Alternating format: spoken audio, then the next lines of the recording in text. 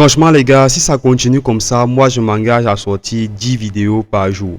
10 vidéos par jour. Notez ça quelque part. Ce qui s'est passé ce week-end était simplement lunaire. C'était simplement lunaire. Bon, on ne va pas s'embrouiller. On va directement aller dans le vif du sujet. On va se concentrer sur Met. Met et l'Olympique de Marseille. Met affronter l'Olympique de Marseille. Comme vous le savez tous, Met est bon dernier, ok? Et ils sont pas bons derniers. Ça veut dire qu'ils sont faibles ou bien que quoi que ce soit. Non, ils sont juste pas très chanceux en fait, ok? Parce que la rencontre que j'ai vue contre l'Olympique lyonnais, tu pourrais pas reconnaître que cette équipe est dernière du classement, ok? Donc, Metz à ce niveau, ils sont bons derniers. Et l'Olympique lyonnais est en train de jouer en gros le classement contre Marseille en fait, d'accord? Donc, eux, ils sont à 36 points, ok? Et voilà, Metz était à 12 points. S'ils prenaient les 3 points, ils devaient monter devant Nantes. Mais malheureusement, ils n'ont pas réussi. D'abord, c'était très peu probable, ok? Et Lyon, quelque chose est en train de se passer dans cette équipe de Lyon. Et la plupart des gens n'en parlent pas, ok?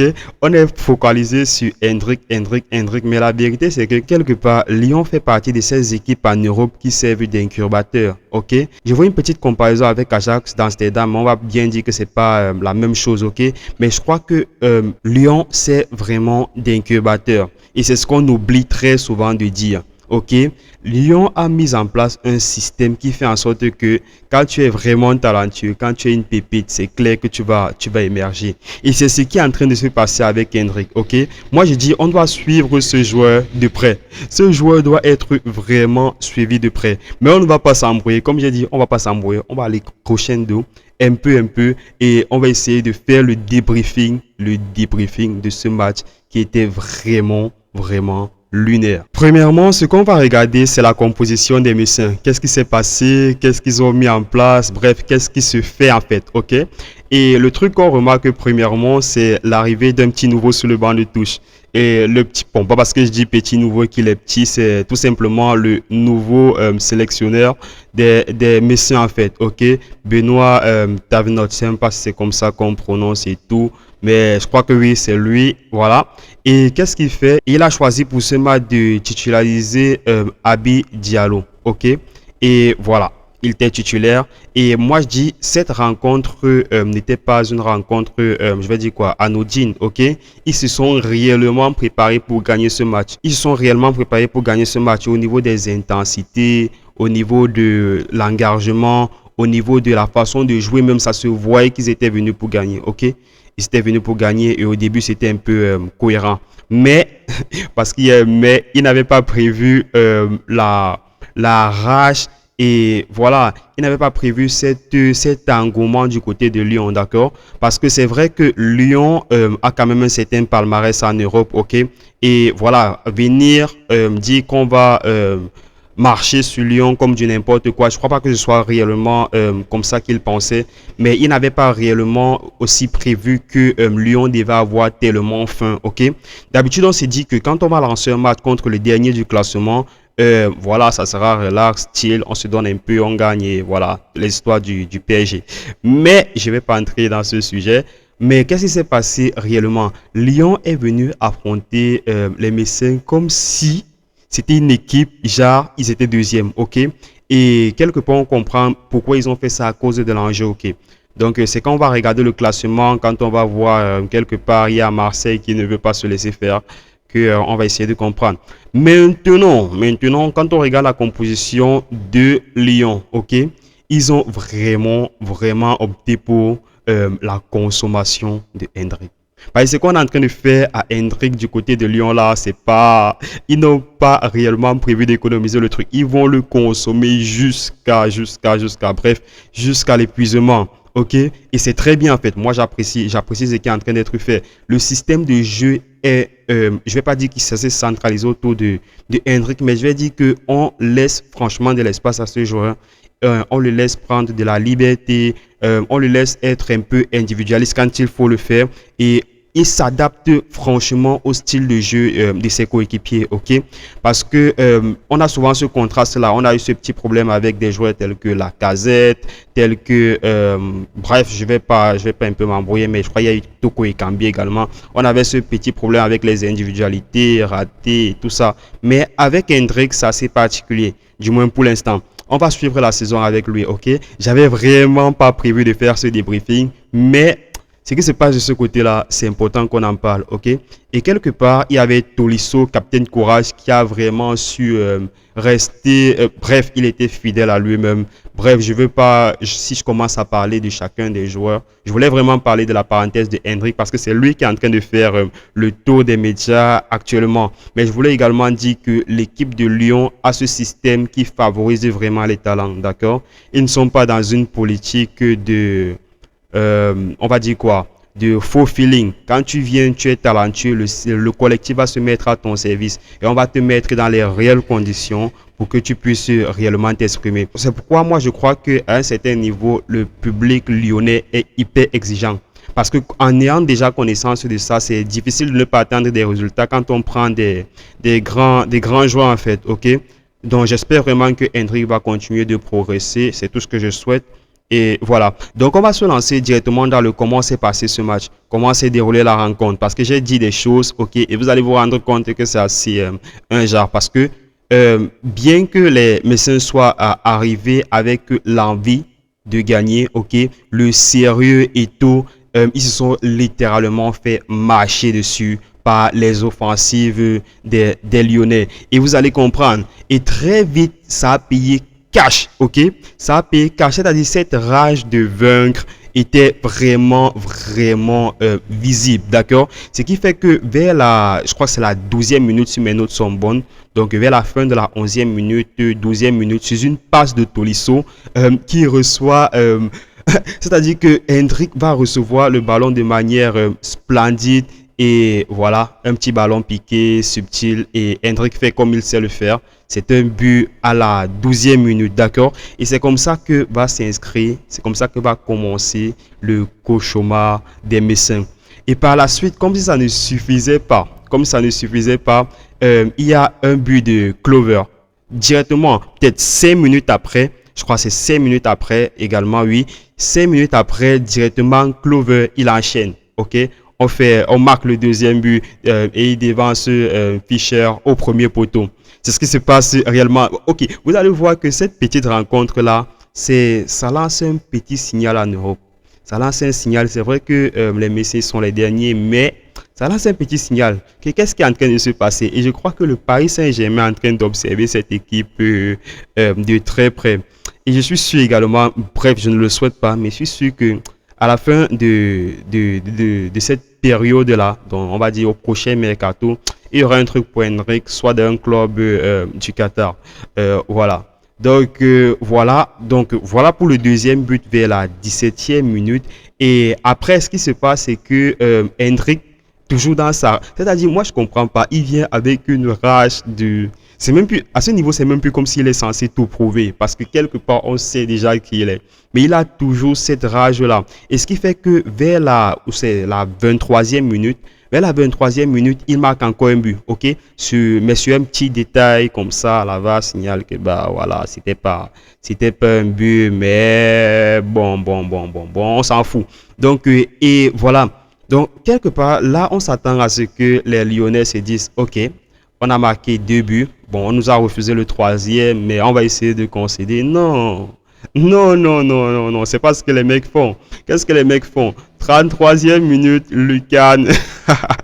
C'est un but. Moton frappe une frappe chirurgicale, mon frère. Il frappe une frappe, il frappe. Bref, vous allez m'excuser, j'en perds mon français. Il tire et puis c'est dans la lucarne. Voilà. Aussi simple que ça. C'est dans la lucarne. Il y a rien à dire. Et voilà, vous me voyez déjà venir. Et quelque part, c'est vrai que le rythme il baisse, la cadence devient un peu plus chill. Voilà, on ne cherche plus trop. On ne cherche plus trop. Et voilà. Donc, pendant ce moment où les gars vont baisser la garde, c'est là qu'il y aura comme une petite relance. L'énergie des Messins, ils vont se rappeler que il y a un truc qu'on est en train de jouer, ok? C'est vrai que là, on se retrouve dans une situation où on ne peut plus gagner, mais qu'est-ce qu'on va faire? On va essayer au moins de perdre avec la manière. Et puis, rien n'est joué, ok? Rien n'est joué, il ne s'agit que de la première mi-temps. Bref, certainement, je crois que le capitaine, il a eu un petit discours, genre, dans les yeux dans les yeux avec ses coéquipiers. Et je crois, j'ai noté, c'était la 35e minute exactement. C'est là que les médecins, ils inscrivent, autant pour moi, c'est là que les médecins, ils inscrivent le premier but, qui sera signé Monsieur Kouao. Je crois que c'est comme ça qu'on prononce. J'ai toujours du mal à prononcer ce nom. Oui, de monsieur Kouao. Donc, c'est comme ça qu'il marque son premier but, un petit but d'un lob assez astucieux. Donc, je crois que je vais un peu chercher les images pour mettre ça à l'écran, histoire que vous puissiez également savourer ce match. Donc, cette première période, déjà, pour moi, c'était comme une petite parodie parce que c'est du genre, je viens pour vous écraser, j'ai quelque chose à gagner, je ne vais pas me laisser faire. OK? Donc, comme si ça ne suffisait pas, quand on se dit que c'est fini, comme on dit dans PES, je crois c'est Grégoire Margotin dans PES, je crois c'est 16 et tout, il dit quand il n'y en a plus, il y en a encore. Et c'est ça que Hendrik a suivi. Je crois que quelque part ça a sonné dans la tête de Hendrik, quand il n'y en a plus, il y en a encore. Et à la 45e minute plus 2, mon ami, il estime que c'est là qu'il doit faire une petite révélation, ok? Et le gars lance un raid solitaire de 50 mètres. Il lance un raid solitaire de 50 mètres. Il se retrouve dans la surface de réparation et voilà. Conclusion évidente. Vous connaissez déjà comment ça va se passer. C'est un Brésilien, ballon entre les jambes, face au gardien et tout. Bref, et voilà comment Hendrik signe d'un deuxième but. Bon, il signe son doublé pour la rencontre contre les Messins. Et c'est comme ça la première mi-temps. Et maintenant, ce qu'on va remarquer, c'est que une fois que l'arbitre va siffler, ok, on va se dire que ok, ils vont rentrer dans les vestiaires, le coach il va donner des conseils et tout, il va dire ok, on fait un bon match, on va essayer de resserrer les lignes, on va rester un peu plus concentré. Et non, erreur, c'est pas ce qui se passe en fait. Non, c'est pas ce qui se passe. Ce qui se passe, c'est que c'est un peu comme si le coach il a dit ok, on a fait ce premier système de jeu, ça a marché, ok les gars, dans notre deuxième système de jeu, on va les écraser, ok. On n'est pas venu ici pour rire avec quelqu'un. Ok, il y a Marseille qui est loin là-bas, qui ne va pas hésiter à nous marcher dessus. Et qu'est-ce qui se passe? Ce qui se passe, c'est que les gars reviennent justement des vestiaires avec cette rage-là. Et c'est comme si quelque part, le public il a senti que les gars sont venus pour nous démolir. Et il y a malheureusement eu un incident où on a lancé les fumigènes au stade et tout. Donc, c'était assez moche quand même. C'était assez moche. Et par la suite, bon, les gars ont recommencé, ils ont été concentrés et tout. Et le match a pu reprendre de manière sereine. Maintenant, il y a eu quelques changements, c'est vrai, mais on ne va pas s'appesantir sur les changements. Le but réel de cette vidéo, c'est de faire un débriefing sur les actions réelles qui ont été faites, ok? Donc, par la suite, ce qui s'est passé, c'est que une fois que le match reprend, ok, que tout le monde reprend ses esprits et tout, voilà. Donc, cette action, moi je trouve que cette action d'anti-jeu a eu à pénaliser les joueurs. C'est vrai que les joueurs sont des professionnels et tout, mais je crois que ça a eu un impact sur leur mental, d'accord? Et voilà, les joueurs lyonnais ne sont pas, bref, c'est moi qui donne des excuses, mais je crois qu'ils ne sont pas suffisamment, ils se sont pas suffisamment repris. Et c'est comme ça que le deuxième but des Messins a été marqué. Toujours par, par Kouao, ok? Je crois que cette fois-ci j'ai bien prononcé, mais c'est lui qui a inscrit son doublé et on est sur un score de 2-4 contre les Lyonnais, d'accord? Et tellement il est heureux d'avoir marqué son but que quelque part après il va prendre un carton jaune bête. Ok, donc voilà. Et puis, ce qu'on va remarquer par la suite, c'est qu'on aura l'impression, pas parce que je suis en train de parler comme je parle, mais la deuxième mi-temps était réellement intense, d'accord? Les joueurs ne sont pas venus avec réellement une intention de baisser le rythme de jeu, ok? Et ça se voit sur le terrain, ok? C'est vrai que là-bas, il n'y a pas eu de concrétisation réelle comme en première mi-temps, mais ça se voit réellement sur le terrain. Et vers la fin, vers la 87e minute, je crois, ce qui se passe, c'est que Hendry, sur une inspiration, voilà, il réussit à se créer un penalty. D'accord? Il réussit à se créer un penalty. Et vous-même, vous savez déjà comment ça va finir. Comme j'ai dit, la formule, c'est un Brésilien face au gardien dans la surface de réparation et ça fait but. Donc, il transforme ce penalty et il signe son triplé. Donc, à la fin du match, il sort le MVP que vous connaissez déjà, le MVP que vous connaissez déjà. Et c'est cette partie-là qui attire mon attention, d'accord? J'avais réellement pas l'intention de parler de ça, mais quand on m'a dit, est-ce que tu as vu le match de Lyon de hier soir? J'ai dit, mais qu'est-ce qui s'est passé? Et puis j'ai regardé encore le match spécialement, j'ai dit que non, je vais faire une vidéo. Et si ça continue comme ça, comme je l'ai dit, je vais me retrouver à faire 10 vidéos par jour. Ça ne me coûte rien. Ça ne me coûte rien. Je crois que je peux le faire. Ces matchs sont vraiment passionnants. Ce début, bon, je ne sais pas si je vais dire ce début d'année est vraiment spécial. Quand on voit ce qui se passe au Real de Madrid, quand on voit ce qui se passe à Manchester United, quand on voit ce qui se passe, bon, Barcelone. Bref, quand on voit ce qui se passe dans l'ensemble, ça promet réellement du jeu. Et moi, c'est ce que j'aime. C'est ce que j'aime. Bref, c'était JD Foot. Vous connaissez déjà le geste. Si vous êtes intéressé, si vous aimez ce style de vidéo, vous vous abonnez, vous likez la vidéo, vous partagez, vous commentez, même si vous ne dites absolument rien. Prenez soin de vous et voilà. On se retrouve à la prochaine vidéo. Peace.